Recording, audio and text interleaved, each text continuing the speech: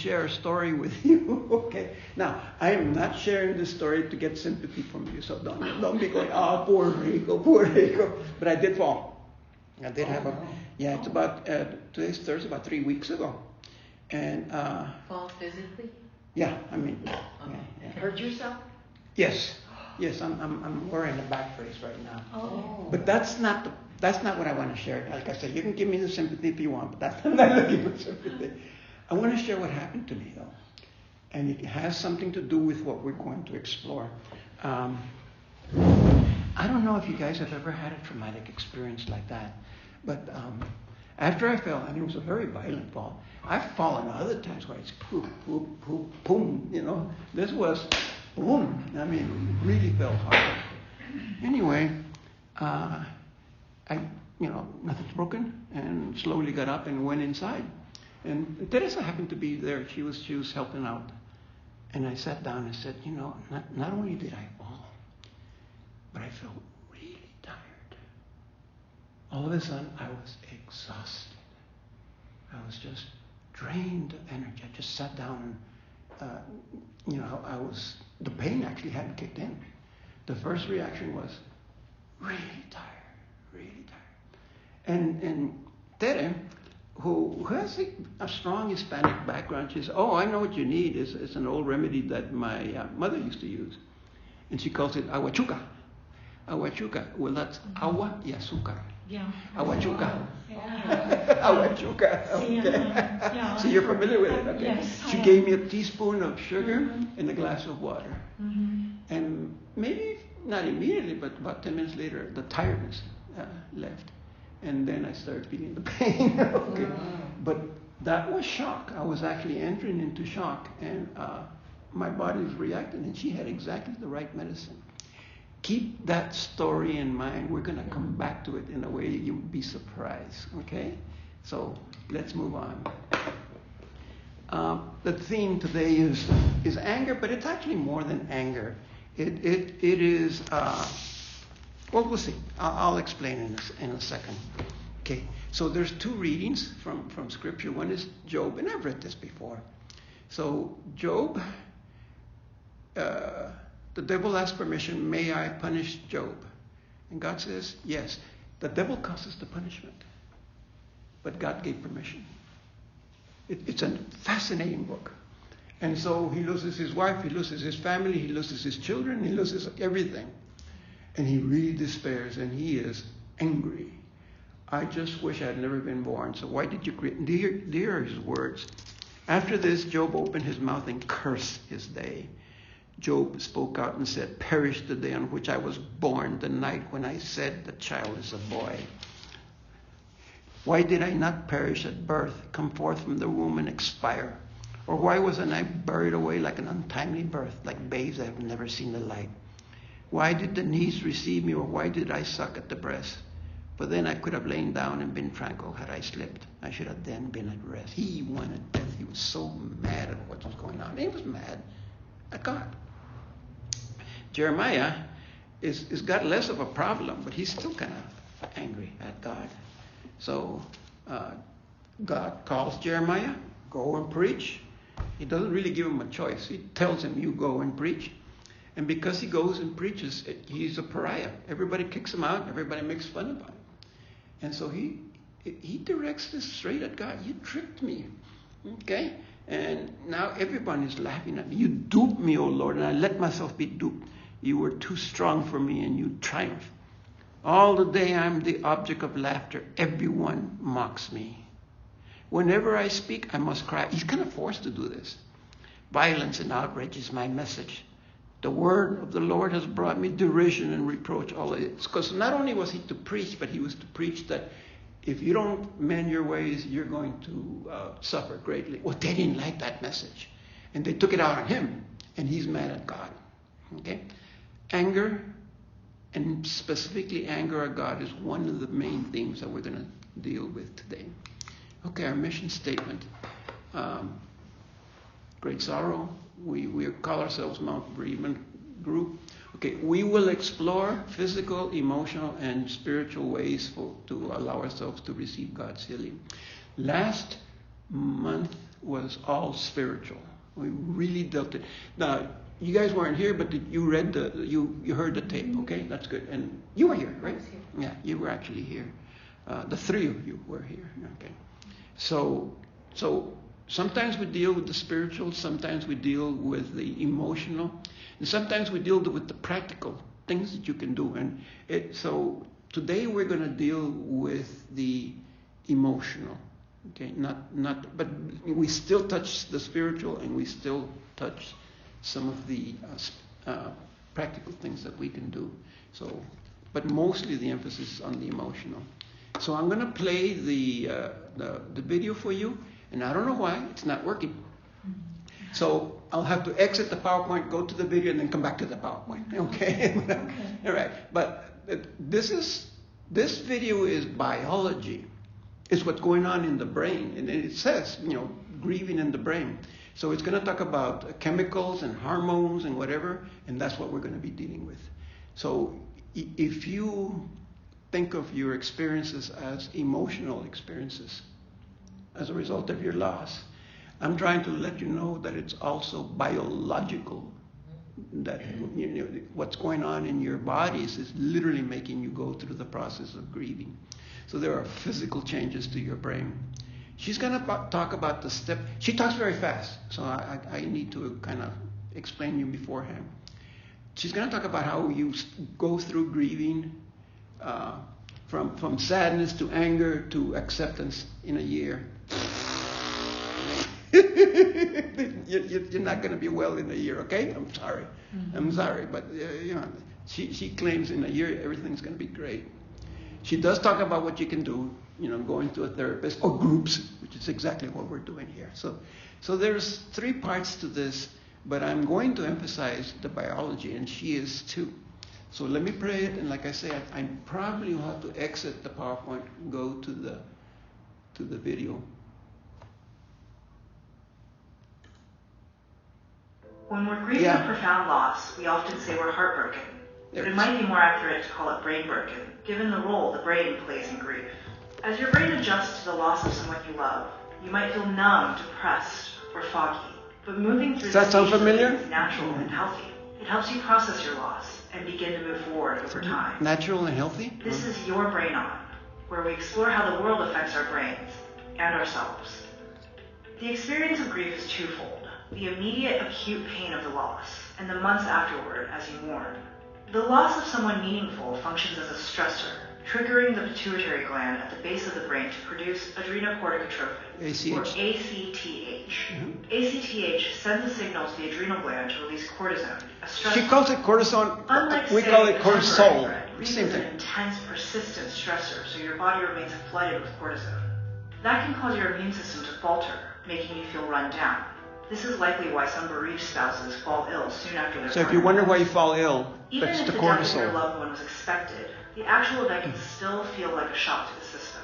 In the short term, a traumatized brain is bottom-heavy, meaning primitive areas, including the fear center, are overactive. So there is a lot of fear involved. Stress and despair. Meanwhile, higher cortical areas of the brain are underactive, like the anterior cingulate cortex, which helps regulate emotion.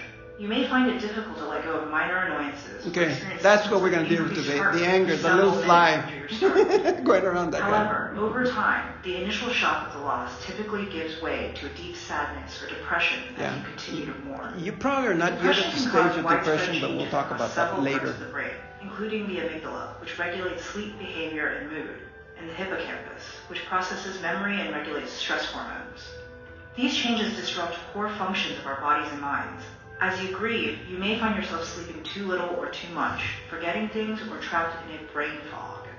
These feelings are difficult, but the acute pain doesn't last forever.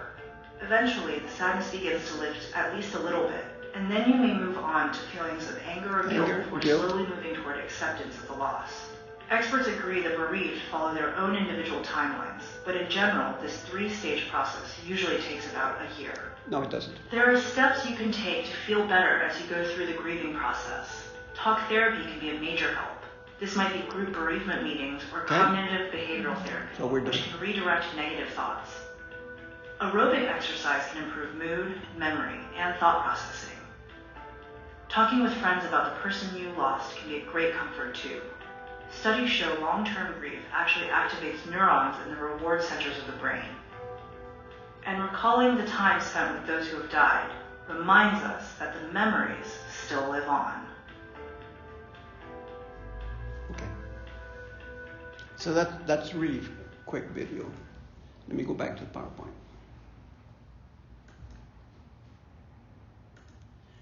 I hope you guys were paying attention because there'll be a test on that at the end of the ACTH or what was it? Everybody took notes and all of them. Hippopotamus. I don't know. There was a hippopotamus in there somewhere. So she did. I should have brought one. She did say, in a year, everything's going to be fine and you're just going to be like this, a smiley face. No, I have known nobody that has gone a year and felt good. Okay? And I'm working on 3 myself. So that's the only part of the film that I don't agree with. She divides it into 3 steps. We're going to divide it into about 20 steps. You'll see that in a second. You've seen that already, as a matter of fact. I do like her suggestions. Yeah. But today we're going to talk strictly biology. And it's important for you to understand that because what's wrong with me? Well, you have chemical imbalances inside of your brain, and it's natural as a result of the experience that all of us have gone through. So Elizabeth Kubler-Ross came up with the 5 levels, okay? And that was a while ago, and since then we discovered it's not 5 levels, it's far more. Okay, she named 3 levels, okay? Now we go to 5 levels, and I underline anger because that's what we're going to talk about today. And in the video, there was this fly going around and this real angry face. Okay, so she was talking about anger as a result of the cortisol that you have. Okay, so that's more than 5. Okay, there's shock, there's numbness, denial. Okay, I put in red emotional outburst and anger because that's what we're going to deal with. Fear is also something we should address. Okay, searching, disorientation, panic. No, guilt is another topic we really need to deal with one day. Okay, fear, guilt. Eventually you guys are going to hit this. It's actually natural for you to eventually hit downright depression. Mm-hmm. Then you start going up. New relationships, new strengths, new patterns, hope, affirmation, and acceptance. Whatever acceptance is. I used to be over here. Now I'm close to being over here and getting some sense of what acceptance is. So I've said this before. My role is to give you an idea of what acceptance looks like and what your future looks like. Not near future, far future. Okay, and I'm not there yet, but I'm beginning to see what it looks like. All right. So again, there's in a picture, loss, shock, the same thing we just had, loneliness, and then you start going up to new relationships, strength, new patterns, hope, helping others, and finally adjustment. And then this is the reality of experience. You go back and forth. It's a mess. It's a mess, okay? All within one day. You can even feel like, I think I'm going to be fine. At 4 o'clock in the afternoon, you think, I think I'm going to make it. And then, thing goes right back, okay? So that's reality. That's reality. And so ever since she, Kubler-Ross get these 5 steps, it sounded so nice, but we've seen, with our experience has shown, it's way much more complicated than that. Way much more complicated. Okay? All right, so. But today we deal with this. Okay? Anger. So you can be irritable, you can be moody, you can start lashing out at loved ones. You understand, I never used to be this angry. And now anything sets me off. Well, it's based on biology. She called it cortisone, but it's also called cortisol. And it is a natural stress hormone that the body is supposed to produce for a stress incident, like, for example, when you fall down. Okay? And so for a few hours, I had a lot of cortisol in my body because I had just had this traumatic experience. But we have this traumatic experience for months. And there's a difference between something that was made by your body for a few hours worth of processing and then dealing with cortisol for months at a time. That's where it becomes a little bit of an issue. Okay? So this is normal for a little while, but we have to deal with this on a much longer basis, and that's causing issues. Okay? So, anger. And I've dealt with people. I'm working right now with a lady. I've said this before. He died. Her husband died of diabetes, and he drank soda to the very last part. He never took care of his diet, and she is real angry at him. You didn't take care of yourself, and now I have to deal with this being alone and having to take care of myself and going through this pain of the separation because you didn't take care of yourself. And she is, how can you do that? You love this guy, and he's the one who just died, and yet you're angry at him. And that can cause a lot of, now comes guilt. Why am I angry at somebody that I should be feeling sorry for, that he passed away? And you get all mixed up, okay?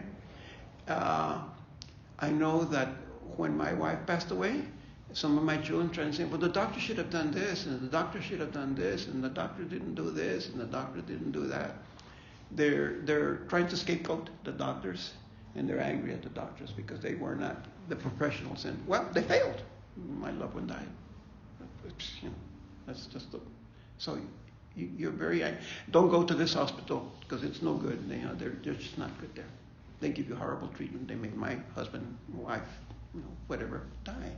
My father. Okay? So you have this anger at the medical profession. Or you have anger at yourself.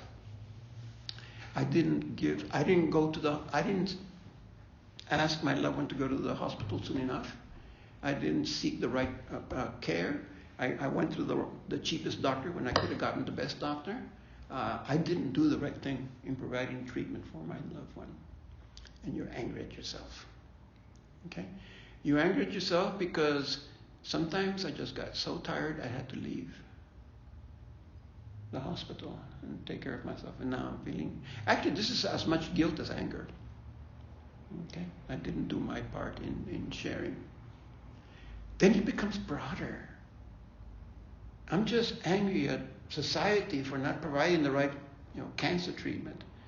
I'm angry at society for now that my loved one has died, I have to deal with insurance, and I have to deal with this, and everything's not working.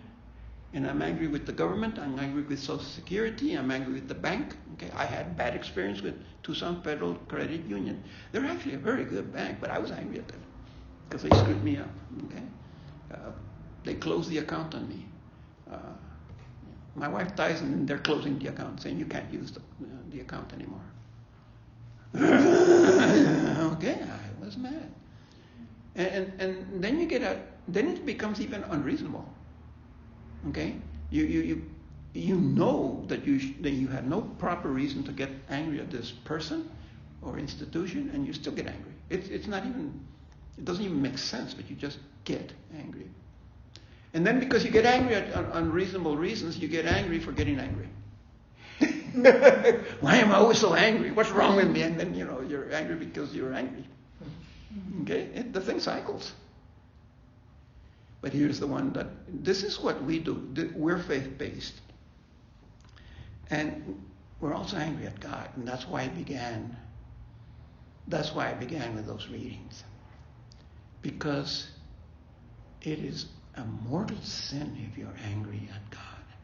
And if you tell Father in confession that you're angry at God, He may well tell you what's wrong with you and have you do 3 or 4 rosaries for penance.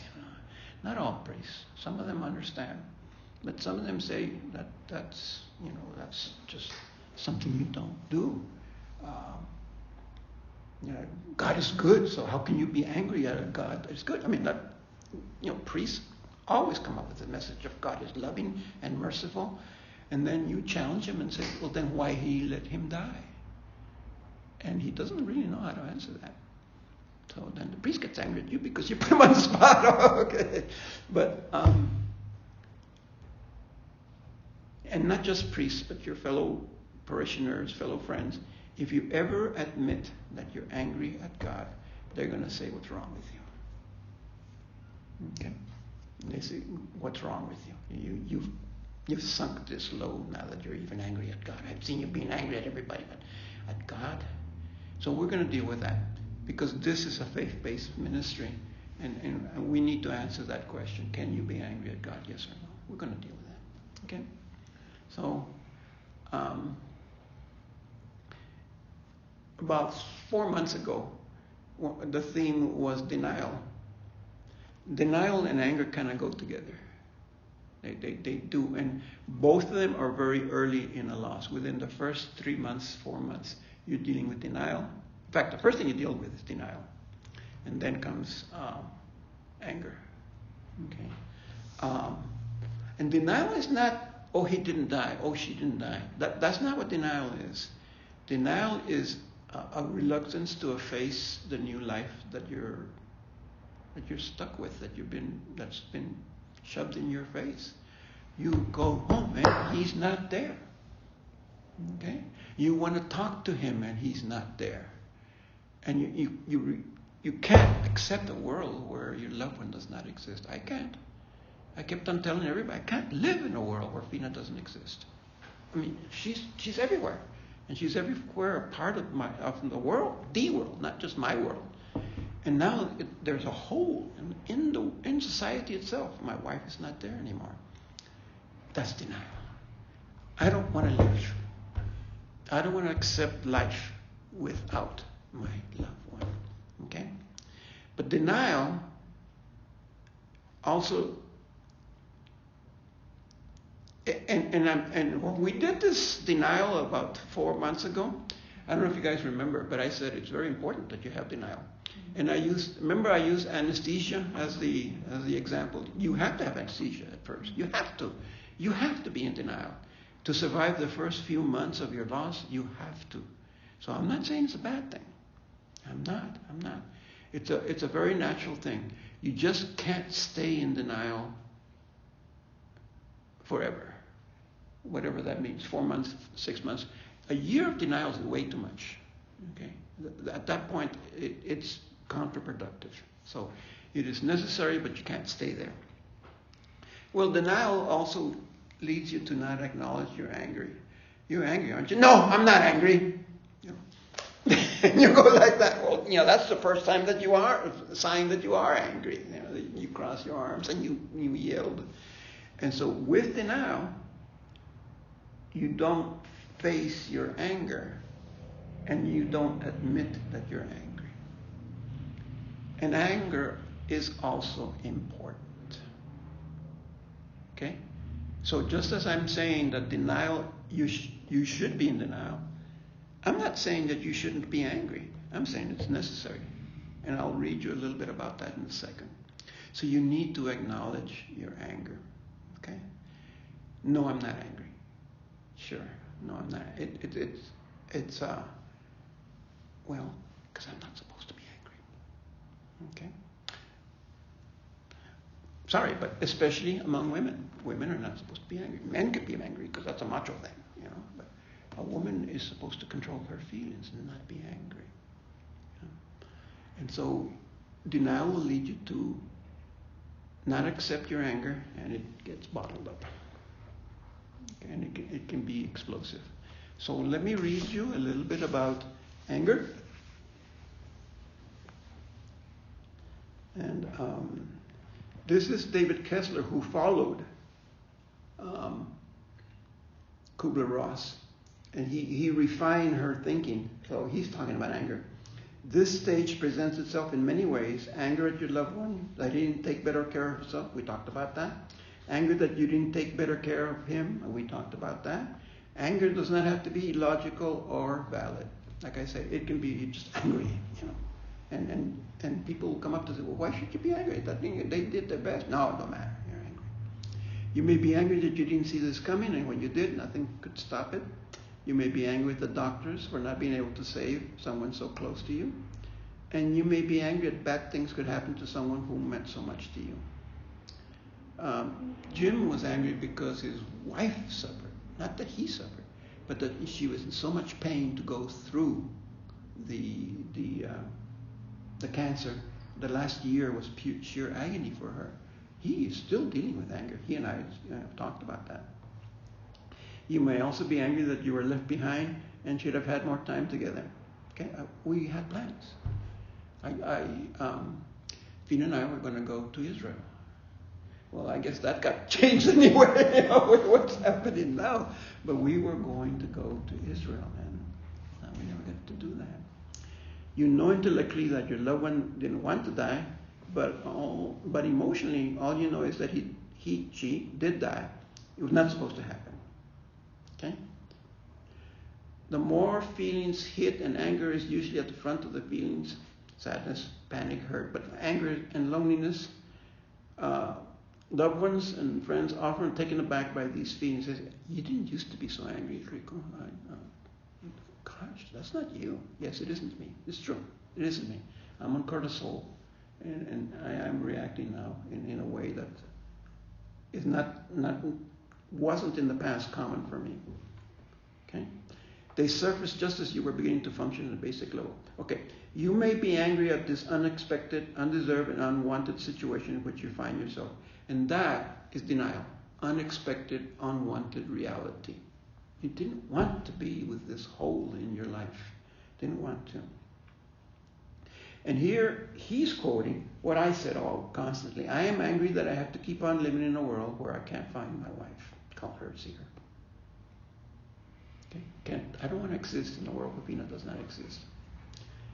But here's where it gets interesting. Anger is a necessary stage of the healing process. Okay? So, be willing to feel your anger, even though it may seem endless. The more you truly feel it, as opposed to keeping it bottled up, the more it will begin to dissipate and the more you will heal. You got to let it out. It's that simple. The anger is inside, and for you to acknowledge that the anger is inside and start expressing it and talking about it and feeling it, then it starts leaving your body. Okay? So it's good to feel your anger as long as it doesn't consume you for a long period of time. It is part of your emotional management. So remember, we've been talking about this pendulum, Tim. You know, your healing process is to feel the pain. Your healing process is to deal with the anger. But don't dwell in it constantly. Feel your anger and then go take a break. So we pendulum back and forth. So feel the pain, feel the anger, okay? Oh, I forgot to do. No, I did it. I brought it. So there's something wrong with me.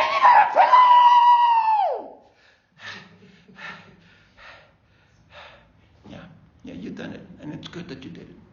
It's good that you've done it. Okay? You need to do that, but you can't do that 24 hours a day. Okay? You do your screaming and then go watch TV. Go put some music on. Okay? Do something for yourself. Have a manicure. Okay? Whatever it takes. Okay? But feel the anger and then take a break. Feel the pain and then go take a break.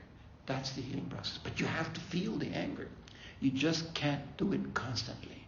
That's too much. So as long as it doesn't consume you for a long period of time. Okay? Okay, but now we'll talk about God. Now this is a secular writing, so he doesn't know exactly what to say about God, but he brings up the subject of God, and he kind of just leaves it out there. We'll deal with it. You're angry at God. You may ask, where is God in this? Where is his love, his powerfulness, his compassion? Is this really God's will? You may want people to talk to you about God's plan or his mysteries. You feel like saying, gosh, God, my husband has died. Was this your plan? Or I don't want any more of these mysteries. I just want him back.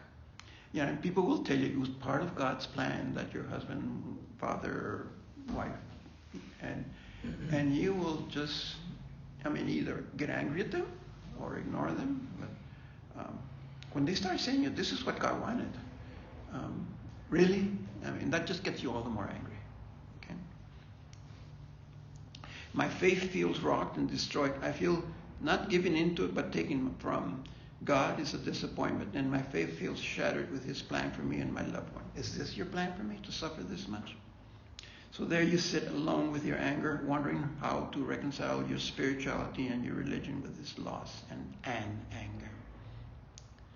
Okay. And here's the other thing too. I'm not a bad guy.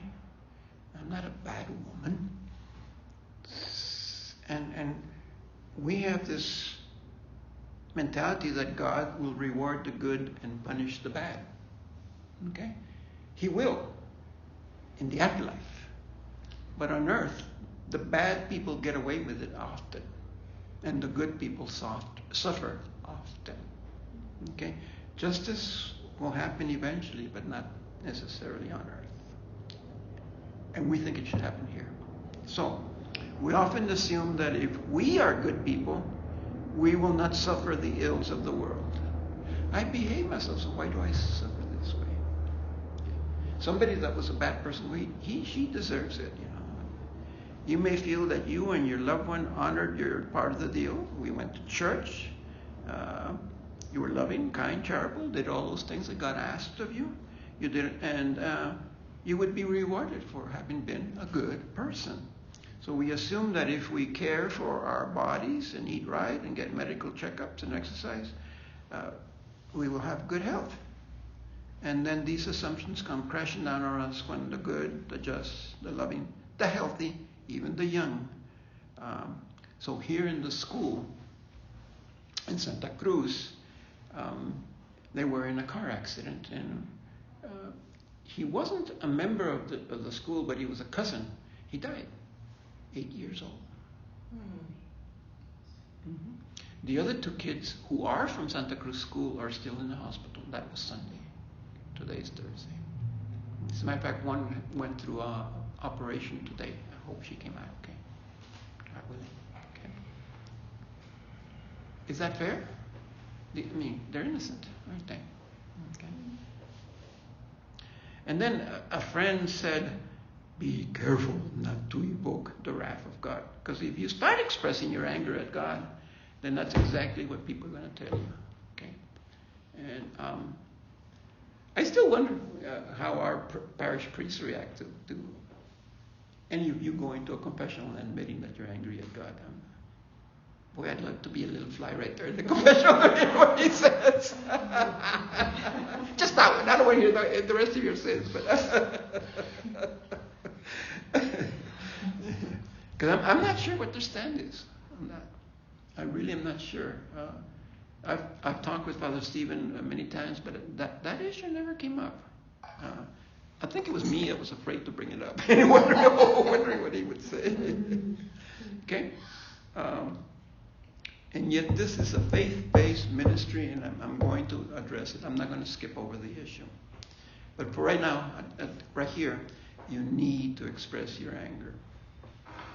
Okay? Constructive versus destructive. Well, destructive is when you hurt other people. You're always screaming at them. Okay? Although, if you lose your temper with a loved one, you say, I'm sorry. This is just that I'm dealing with this. Go ahead and say that. Yeah. In fact, you can say, I have a lot of cortisol in me. Okay? So let's talk about cortisol. This is a very, and this is from the Mayo Clinic. So this is a very good article, and it's very short. Okay, so there's two. There's two right there. And I highlighted what we want to talk about, but you can read the whole thing on your own, right? So stress. Adrenaline makes the heart beat faster. I'm going with the yellow, okay? Causes blood pressure to go up and gives you more energy. Cortisol, the primary stress hormone, increases sugar, also called glucose, in the bloodstream, enhances the brain's use of glucose, and increases the ability of substances in the body that repair issues.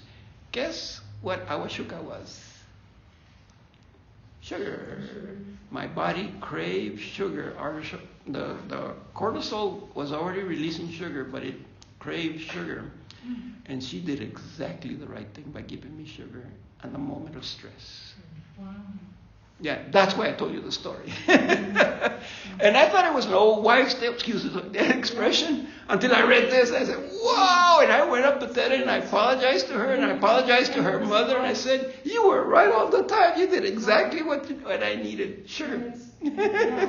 And to me, it was always like a wife's tale. I know. I thought so too. But I obeyed her, and I had the sugar, and it worked. Now we know why. You actually need. So, if you're ever stressed out, donuts. Nothing wrong with reaching for a donut.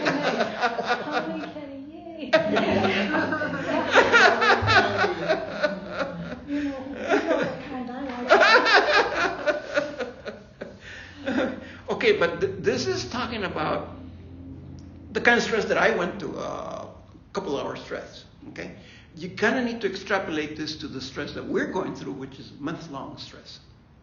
There's a difference. Okay, so the stress hormone is good to help you deal with the moment, what's going on, falling down. Okay, the high stresses that cause. Okay, now the next chapter is when the natural stress response goes wild. That's really us, because we deal with the cortisol constantly. So I went into, again in yellow, the long-term activation of the stress response system, and too much exposure to cortisol and other stress hormones may disrupt almost all the body process. This puts you at higher risk of many health problems, including. So I'm going to read them, and you let me know which ones you've had. Anxiety, check. Depression, not yet. Probably not yet, but you'll get there. Okay? All right? I'm there. Oh, there you go. I already got diagnosed. You already got that. Yeah. That's right. You shared with us that thing. Right? Okay? Digestive problems, I never had them. Anybody here? Okay. Headaches? Yes. Okay. Muscle tension and pain? Yes. I don't know about heart attacks. Anybody here have heart attacks? Probably not, right? Sleep problems? To the day I still can't sleep right. Okay. Weight gain? No, I actually lost weight. I lost 50 pounds. Problems with memory or focus? I don't remember. You gained weight? No, I lost. Yeah, you lost weight.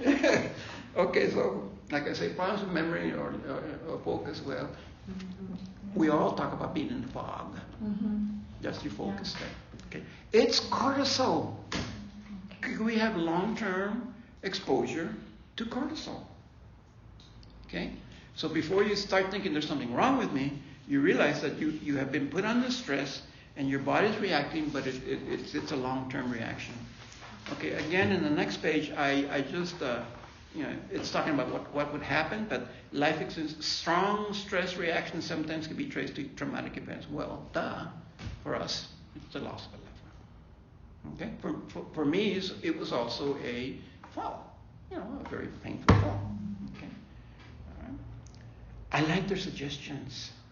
Now, this one goes into some things you can do, and we cover these too in these talks. But so let's talk a little bit about things you can do. Okay, eat a healthy diet and get regular exercise. I cannot emphasize exercise enough. Okay, exercise. Really cannot emphasize that enough. I strongly encourage you to do whatever exercise, in particular walking, aerobics, yoga. I strongly. Get plenty of sleep? No. I mean, how can you get plenty of sleep? You can't. You wake up and, okay, go to sleep. Right. I don't agree with that because, yes, it would be nice to get plenty of sleep.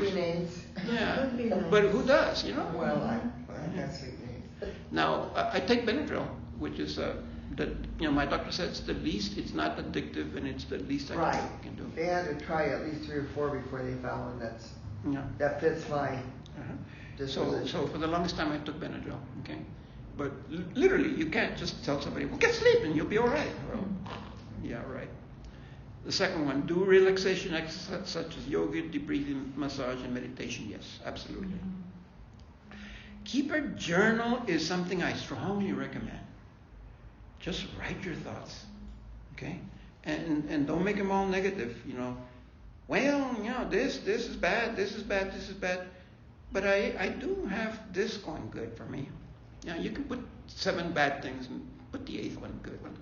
Try to find something joyful in your life. But keep a journal. Take time for hobbies such as reading or listening to music.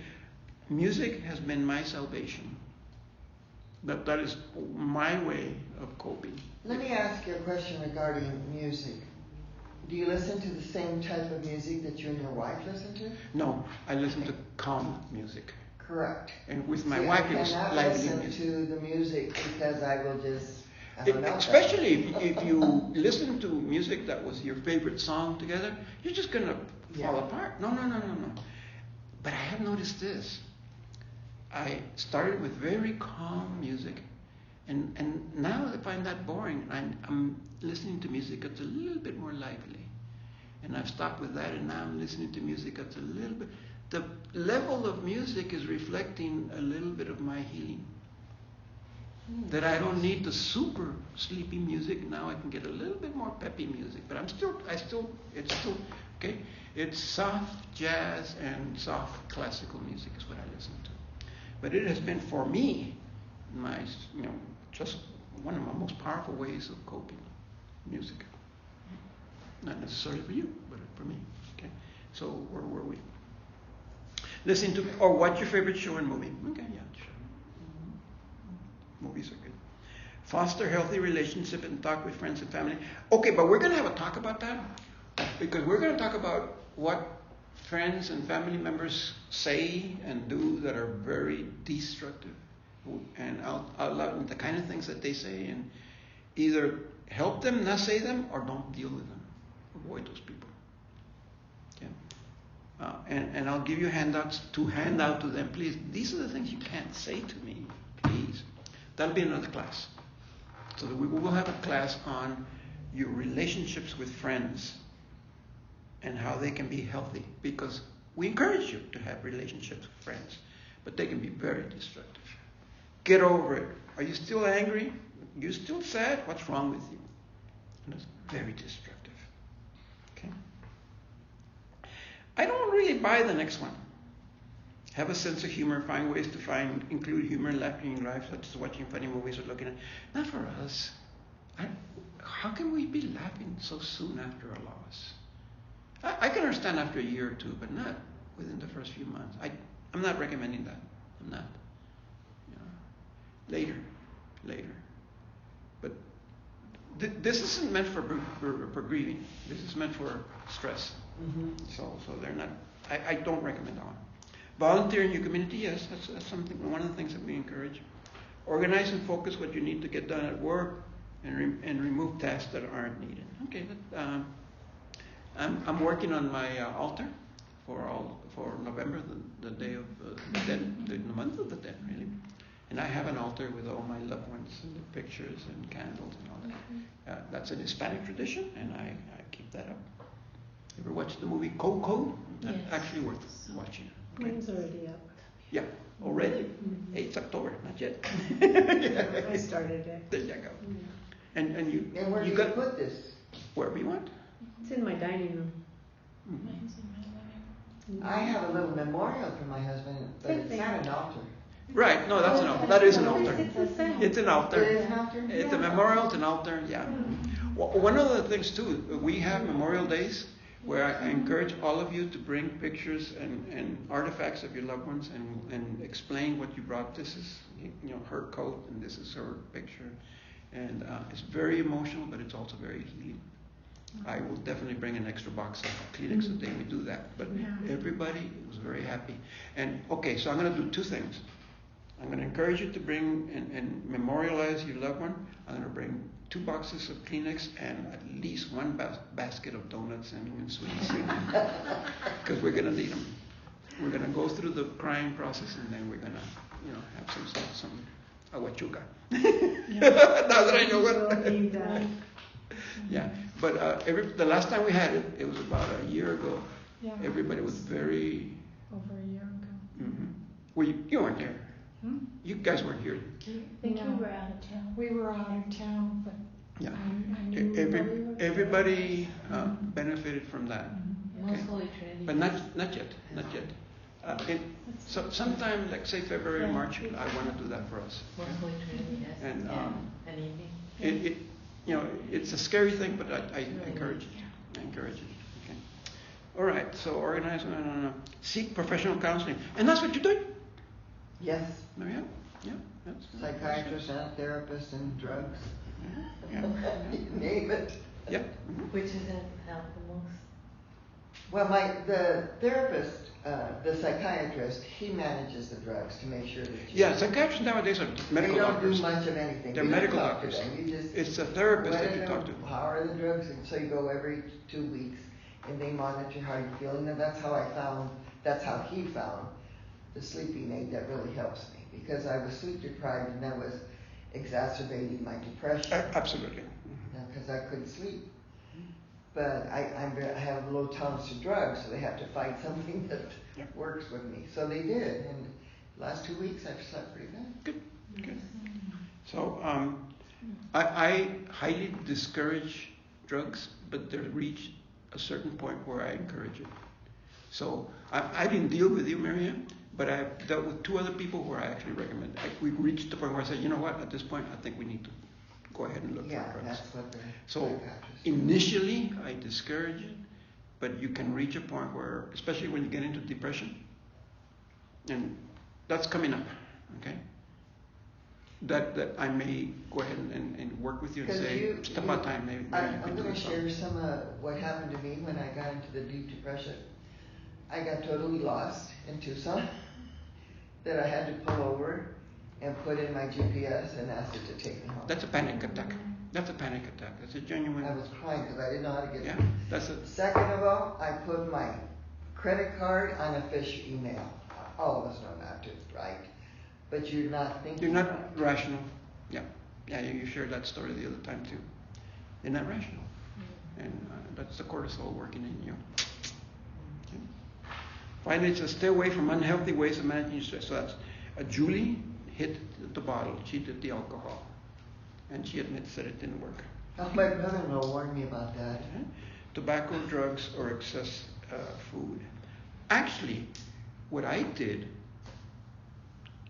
that was unhealthy, I tried to enter into relationships real fast. And those relationships didn't work because they were actually alcohol. The ladies that I was dating were my alcohol. And it was the same thing. And it was unhealthy. You're trying to numb yourself. Exactly. Well, I'm sorry, I don't understand. They were drinkers, but you weren't? No. I entered into relationships way too soon after the loss. You were and they were, for me, the alcoholic drug to numb me. Yeah, she got it right. Okay? And the relationships did not work, and I'm glad they didn't. They were unhealthy. Okay? And would you say that that's more of a man's way of dealing with that? Yes. Because women would not jump into another relationship. Right. Are you kidding? Right. That is man. Yeah. I have a friend. It's an assumption, I think. No, but it's true. I think it can go both. Obviously it can. It But can. I have a friend whose wife passed away a year after my wife, and he just got married. And I wonder about that. I hope everything goes well. I've known 2 men that did that. The wife wasn't even 3 months out, and they were already married. Well, that's alcohol or drugs or whatever. That's not actual healthy. Yeah, it's not. My brother's wife died the day before Thanksgiving, Mm-hmm. and he's dating now, and he says that he's all right now. I mean, he used to call me and my sister almost every day. And But that's a year? it's going to be a year in Thanksgiving. Yeah. Even that's a little bit soon. Yeah. The healthy relationship that I'm in right now was 2 years. The other ones were unhealthy. Yeah. My relationship with Teresa is very beautiful, very, very pure, and very healthy. But the first few, they were drugs. They were drugs. Mm-hmm. Yeah. And I'm glad I didn't cause harm to them because of that. I could have caused a lot of pain to people because of Anyway, so you wouldn't think of it, but avoid alcohol, tobacco, drugs, or loose women. No. Or loose women. No, but I strongly emphasize. I'm working with a man right now, and he said, "Well, so and so came on to me." I said, "Don't go there." Yeah. It's way too soon, and it's a very unhealthy thing to start a relationship right now. There'll be time. There'll come a time when you can start doing that, but right now it's very unhealthy. My brother, he was the oldest of 10 children, and he was the one that got the first car, or he was the only one that got a car. And so when he got married, his wife pampered him also very much. So he was getting anxiety before my sister-in-law died. He was already getting anxiety because he didn't think he would be able to cook or take care of himself. Yeah, that's a different thing. That's about the helpless man that needs a wife just because they're helpless. But I also know a person from the church here who got married 4 months after his wife passed away. And he told me, "Don't ever do that, Rico. That was the biggest mistake of my life, getting married so soon." But he got married for that reason. He couldn't cook. He couldn't, he couldn't take care of himself. Wow. So he got married with her to be a housekeeper, literally. And it's a disaster. That marriage is a disaster. Yeah. So I'm sorry. I hope it works. Okay. Just like I hope it worked for my friend. He's still But I do have my. But we tell him, just give us the name of your friend. I mean, what's the big deal of him just saying her name instead of saying my friend? Really? He won't name her? I don't know if he's embarrassed for people to think that you're already dating. I just hope it works. Okay, pray for him, because there are a couple signs there that are a little bit scary. You never know; it might work just fine. A lot of it depends on her, what kind of personality she is. But yes, there's no question about it. I was using alcohol of the female kind. Okay. Yeah, and that's unhealthy ways to manage stress. Right? So did you use alcohol prior to your wife's death? No, I'm not saying alcohol. I'm just using it as an analogy. Just an analogy. Yeah. She was these women that I was dating were. I'm sorry. And you hit a random dot. I mean, they were your addiction. To get rid of the loneliness. I'm dealing with them, but it's not healthy. I'm not ready for a relationship. And thank God nobody got hurt. That's all I can say. It's very dangerous. Yep. All right. But let's move on, because now let's deal with the good one. This one. Is it a sin to be angry at God? Now we deal with this because we're a faith-based group, whereas like your psychiatrist, your therapist would probably never address this. This is what you need from us. Okay? You have to start at the basics. God calls us to relationship. Okay? Start from there. God doesn't call us to obedience. God doesn't call us to follow a set of rules. He calls us to relationship. Start from that basic principle. And then relationships are built on and expressed at the level of feelings. And God wants us to be honest about our feelings. Okay. Those of you that are or were married, did you ever fight with your husbands? Of course. Or with your After wife? 55 years, you better know it. Okay. And fighting within a marriage is natural and healthy. What's the difference between the relationship of a husband and wife and the relationships of yourselves and your God? You can be angry at him, especially at this time. Yeah. He invented cortisol. Okay, he knows what cortisol is before the doctors ever discovered it. He knows you have that hormone flowing through your body. And he knows that's how you feel betrayed. Especially this feeling of, I behaved myself. I was a good person. And yet this happened to me.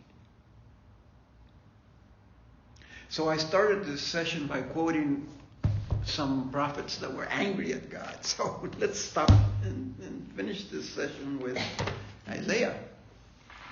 So, can a mother forget her infant and be without tenderness for the child of her womb? Even if a mother should forget her child, God says, I will never forget you. See, upon the palms of my hand, I have written your names. He knows you more than you know yourself. And he knows what you're going through. And he knows that your anger is a natural process of your grieving. There's no such way he can be insulted by your anger. Don't let anybody ever tell you there's something wrong with you because you're angry at God. Don't let anybody tell you that. And if it's a priest, I'm sorry. You know, quote me. But Rico said, you're wrong, Father. I'll get excommunicated by that. Okay.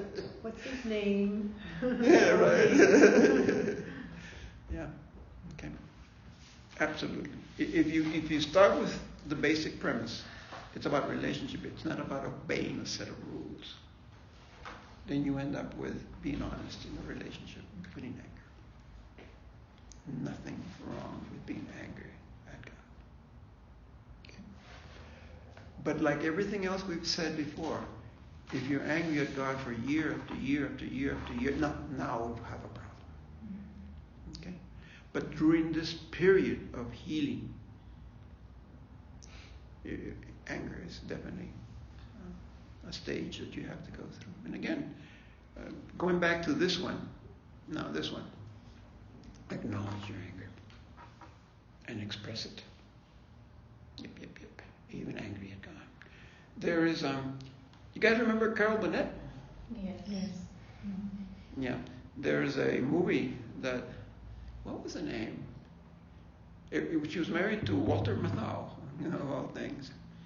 And there's this amazing scene in the movie. They were Catholic. And their son died. I saw that movie. What was the name of it? Pete and Tilly. That's it. Pete and Tilly. Pete and Tilly.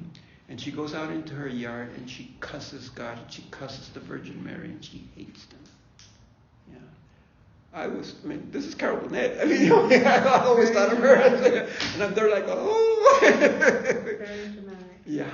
That is a powerful scene. I actually looked for it and then I said, well, even if I find it, I'm not sure if I want to show it to you guys. Amazing scene. And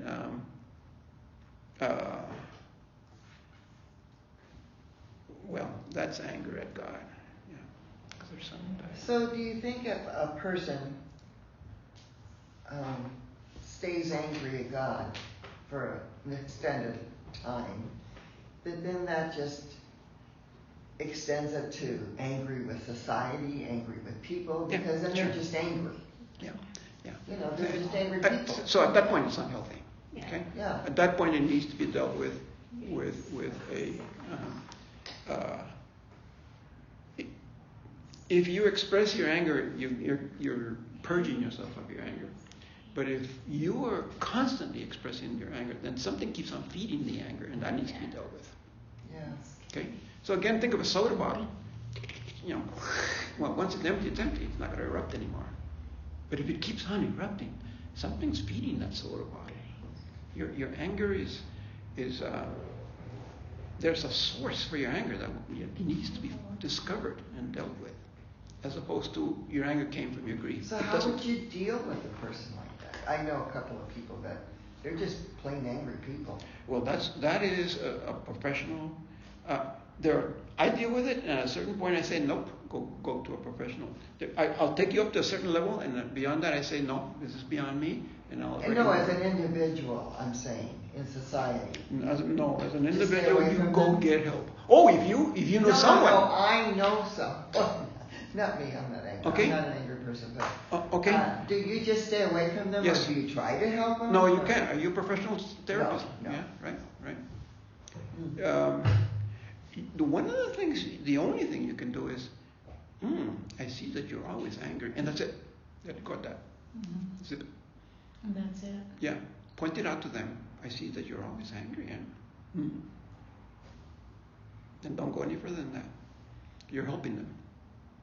They're letting them see that they are that way. They may not realize it, okay? But once they realize it, then they don't come to you for help. They go to somebody professional, okay? But you could give them feedback. But on the other hand, you have to protect yourself. If this anger is causing you problems, then you need to cut that relationship. There's nothing wrong with cutting relationships because they're toxic. Nothing wrong with that. Okay? So we'll talk again, that's going to be one of the topics of future talks, where we talk about people that are not helping you in your grieving. And either they change or you leave them. You cut the relationship. Okay? You can ask them to change, and you can encourage them to change, and you can show them the literature that I'm going to give you. These are the things you need to do, please. And if they refuse to change, I'm not going to deal with you anymore. You have to cut the relationship. Okay? So you need to make a decision. At some point, if it's causing you to deteriorate, you need to cut the relationship. I can't tell you what point. Okay? You can work with your therapist. Should I now quit that relationship? Yes or no? Okay? That's what a therapist does. Okay? And that's what I do one-on-one, not in a group. Not in a group. In a group, we just talk about the general picture and the things that are going on to you, the cortisol. But one-on-one, I don't mind dealing with any of you one-on-one. And again, if I deal with you one-on-one, and if your problem is way out of hand, I will tell you honestly, let's go get a real therapist for you, a professional therapist, because it's beyond my range. I know where my limits are and where I stop. And I have done that. Where I said, no, you need to see a professional. Okay? But I do deal with people one-on-one. Okay? So again, I open that invitation to all of you. If you say, well, the group is good, but I need to work on this problem personally, give me a call. Okay? Give me a call. All right, so we've done this. Anybody want to share? Do we want to have a sharing night, or is this enough for you guys? I've already shared. Yeah, I think you shared very well. I have something I need to talk about. Go ahead, please. It's about the first birthdays without them, the first Thanksgivings without them, the first Christmases without them. That Very good. Ready. And I've been thinking about making that our next talk, because Thanksgiving's coming up and Christmas coming up. I fell apart the first Christmas without Fina. Everybody was there having a great time, and I went to the living room and I sat down on the sofa and I was just crying. And they heard me. They were over here having their party, and all of a sudden they hear this person over there just crying and crying and crying. That's an excellent question. Yeah. Because so shall we deal with it? Yes, please. Because I'm one. It's only myself and me and I. So I talked about that with my therapist. What am I going to do? I'm it. Yep. You know, I'm not going to bug my friends that have their families. Hey, can I come over? See, most of you are not going to hit your 1 year yet, although you guys have hit your 1 year, 2 years. It'll be 6 months. Yeah. But what you are going to hit is the first Christmas, the first Thanksgiving, the first okay? So